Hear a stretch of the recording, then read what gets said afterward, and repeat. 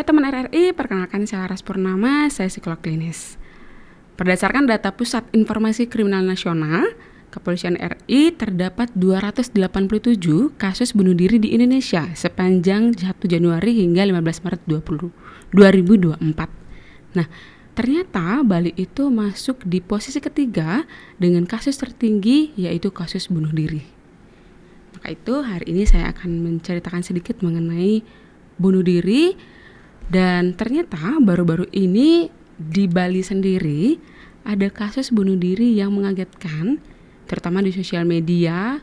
Sempat juga dibahas oleh forum kami, yaitu kasus bunuh diri dari putus cinta. Kenapa ya orang-orang itu bisa melakukan bunuh diri? Gitu. Itu akan kita bahas dan kita juga akan menceritakan bagaimana penyebab-penyebab mereka melakukan bunuh diri serta pencegahannya. Gitu. Meningkatnya kasus bunuh diri ini juga perlu menjadi perhatian khusus bagi kita untuk berupaya atau ikut serta dalam melakukan pencegahan. Misalkan seperti yang kita ketahui adalah bunuh diri ini yang paling banyak itu di remaja. Kenapa ya anak-anak remaja itu sering melakukan bunuh diri? Yang pertama, karena mereka menghadapi atau banyak mengalami perubahan tugas atau perubahan hal-hal yang mereka perlu adaptasikan. Sehingga di masa remaja ini mereka juga banyak mengenal emosi, banyak mengalami perubahan emosi, banyak mengalami beberapa masalah yang tadinya di masa sebelumnya mereka itu bisa dibantu oleh orang tua untuk menyelesaikan masalah. Di masa remaja ini mereka diminta atau diharuskan untuk belajar menyelesaikan masalah-masalah yang mereka hadapi. Maka terkadang ketika kita menghadapi masalah, ketika anak-anak remaja sedang menghadapi masalah, mereka mengalami gejolak emosi, mengalami situasi emosi yang tidak stabil. Maka dibilang remaja ini yang paling banyak melakukan tindakan bunuh diri. Dan menurut Asosiasi Pencegahan Bunuh Diri Indonesia, yaitu Pak Rai, menuturkan terdapat 4 metode yang paling sering digunakan untuk melakukan bunuh diri. Yang pertama ada gantung diri, kemudian meracuni diri sendiri, melompat dari ketinggian, dan menggunakan benda tajam. Maka dari itu dengan adanya kasus bunuh diri ini, kita perlu melakukan tindakan pencegahan terhadap orang-orang di sekitar kita yang ada indikasi melakukan tindakan tersebut. Gitu. Mungkin pada belum tahu atau belum memaknai betul bunuh diri itu apa. Bunuh diri itu sebuah tindakan yang dilakukan secara sadar. Jadi secara sadar dilakukan oleh individu tersebut untuk mengakhiri hidupnya. Kenapa ya mereka melakukan tindakan bunuh diri? Karena mereka sedang ada di posisi penghujung hidup atau tidak tahu ingin melakukan apapun. Sehingga pilihan yang paling akhir dilakukan adalah bunuh diri. Gitu. Bunuh diri ini mungkin sebuah proses yang individu tersebut alami berkali-kali sampai akhirnya menjadi pilihan yang paling akhir untuk menyelesaikan masalah mereka. Biasanya yang pertama, individu yang punya indikasi akan melakukan bunuh diri itu akan mengalami rasa cemas, rasa marah, atau mengalami emosi negatif yang berlebih. Kenapa? Karena pada momen itu mereka sedang merasakan adanya masalah yang datang bertubi-tubi. Dengan adanya masalah tersebut di waktu yang secara bersamaan mereka tidak punya kemampuan untuk mengelola masalah tersebut, mengelola emosi tersebut. Sehingga bentuknya dalam menghadapi masalah tersebut mungkin cenderung menghindar atau mengabaikan. Dengan mengabaikan masalah ini secara terus dilakukan berulang-ulang, jadi masalah ini akan menjadi banyak. Yang akhirnya menyebabkan emosi mereka jadi tidak stabil. Karena setiap masalah tidak diatasi dengan baik, tidak dikeluarkan emosinya, tidak diambil sebuah langkah dalam menyelesaikan masalah tersebut, sehingga di satu momen masalah tersebut menumpuk menjadi satu semuanya gitu.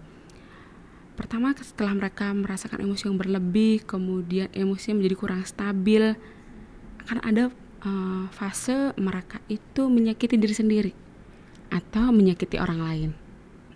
Kenapa mereka melakukan tersebut? Karena mereka tidak tahu cara mengeluarkan emosi atau cara menyelesaikan masalah dengan tepat. Sehingga yang mereka bisa lakukan adalah menyakiti diri atau menyakiti orang lain. Ketika fase itu sudah mereka rasakan, tahap akhir ketika mereka sudah tidak menemukan lagi jalan keluar dalam menyelesaikan masalah tersebut, pilihan akhir adalah bunuh diri.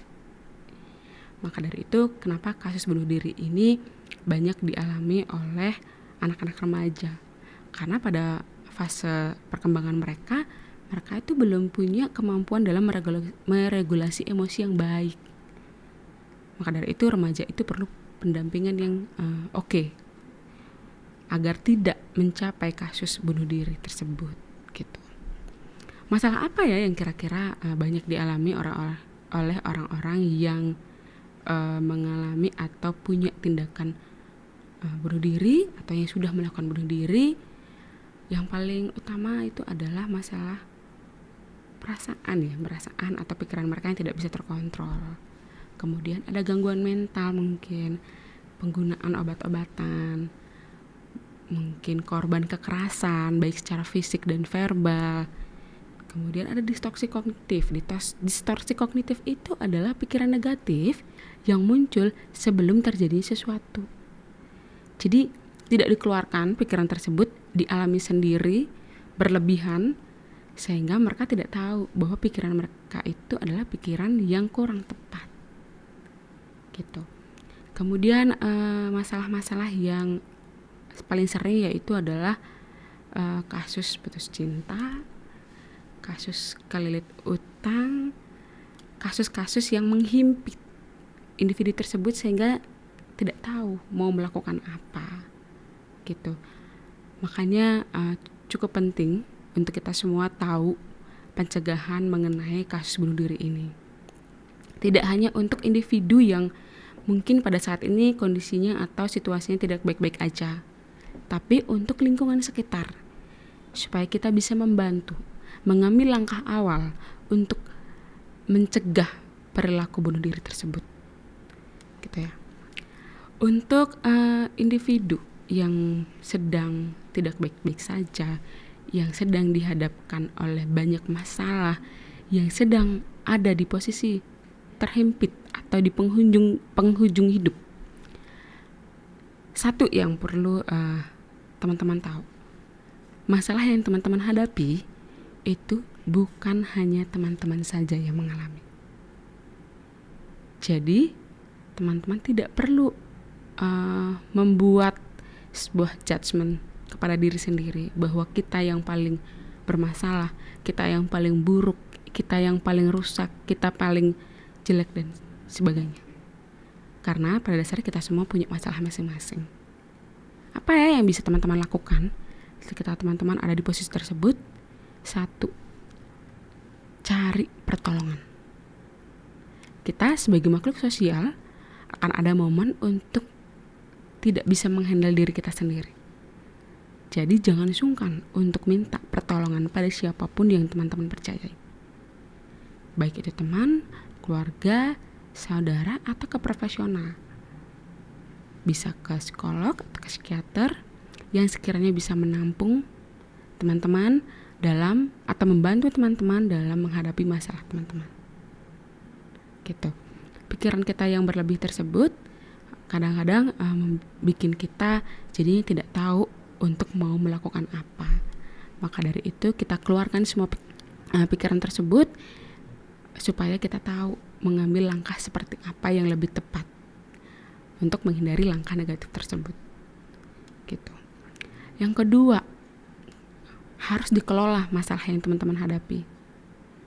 Oke, kalau ternyata teman-teman masih belum mau untuk cerita terhadap orang lain, teman-teman punya dua pilihan. Yang pertama, diterima masalah tersebut, kemudian dimaafkan atau dihadapi.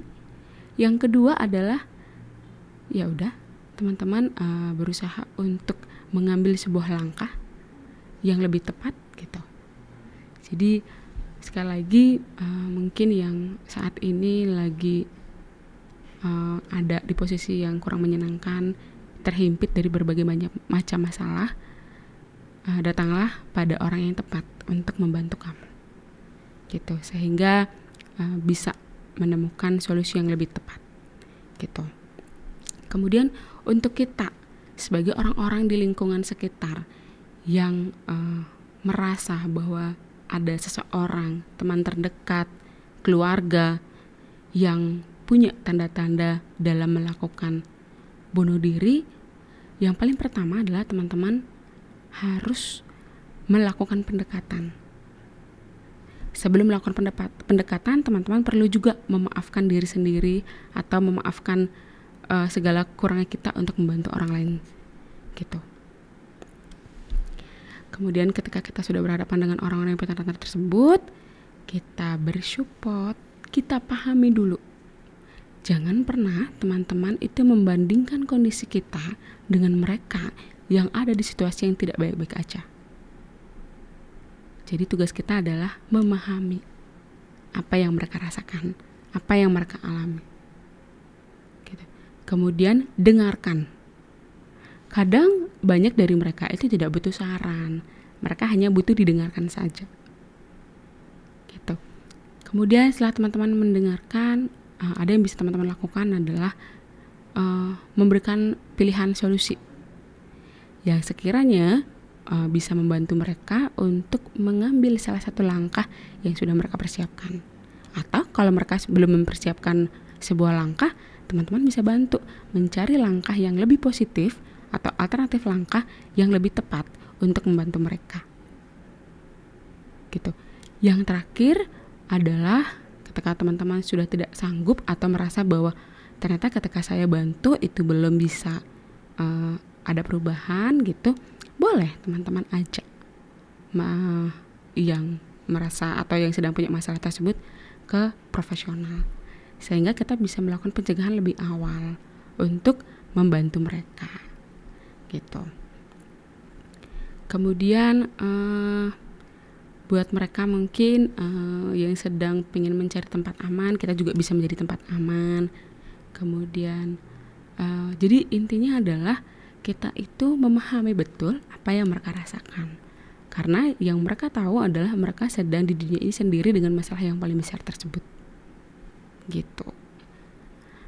Ciri-ciri apa ya? Mungkin kita juga perlu tahu ya ciri-ciri apa sih yang kelihatan dari mereka yang punya perilaku bunuh diri.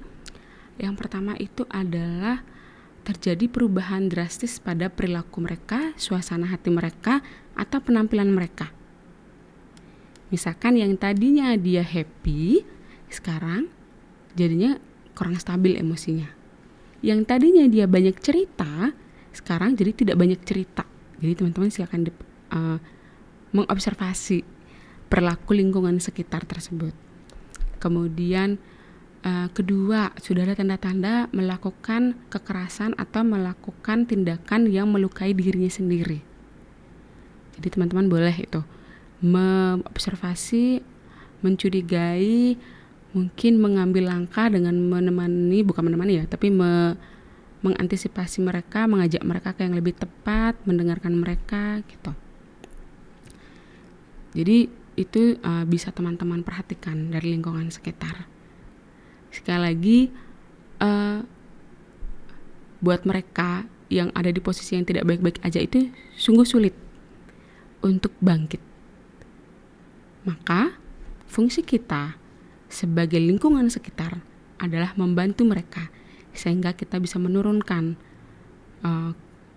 banyaknya orang-orang yang melakukan tindakan bunuh diri gitu.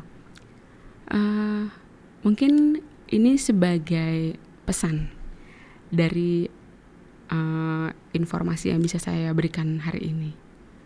Buat kamu, kadang ada situasi yang berat, situasi yang menghimpit kamu, sehingga kamu merasa adalah kamu yang paling buruk. Tapi percaya, hari ini mungkin dunia lagi berwarna hitam. Tapi besok kamu akan menemukan banyak warna. Kalau capek, istirahat, bukan berhenti. Terima kasih.